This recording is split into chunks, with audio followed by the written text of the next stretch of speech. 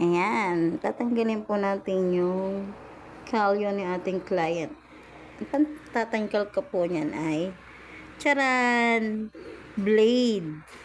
O, mag-ingat sa blade. Yung marurunong lang ho ang pwedeng gumamit nito. Pag hindi marunong, wag. At sigurado masusugatan. Pwede po bang makisuyo? Tinuruan. Inutusan ng customer.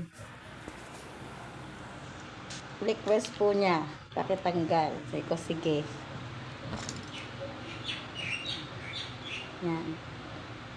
Siyempre po natin itong isagad.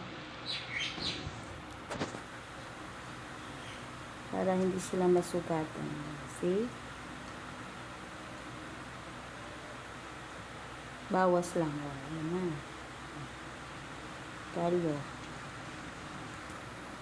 Nagpuputs pa ho ako kaya ito ginagamit ko lagi sa pagpuputs pa. Pero may pantanggal talaga ako na pang-puts, pang kalyo. Pwede naman din po itong plate. Basta po marunong lang yung gagamit. Diba? Para hindi lumaki yung kalyo niya. Ayan ulit ng pampalambot.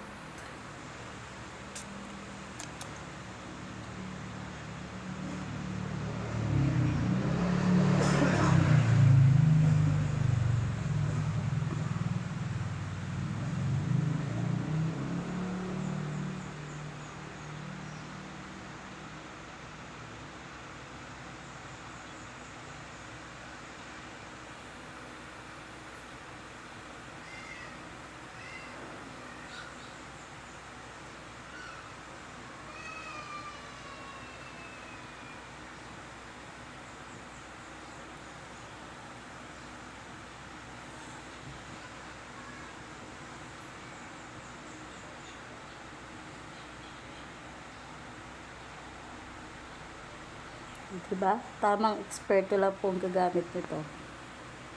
Para hindi nasugatan. At konting ingat.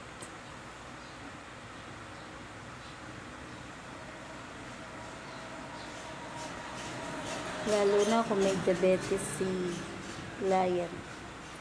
Ingat-ingat po tayo. Pwede na to.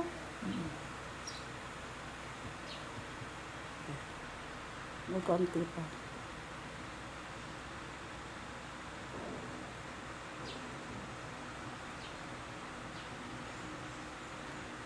Pag lumaki na lang ulit.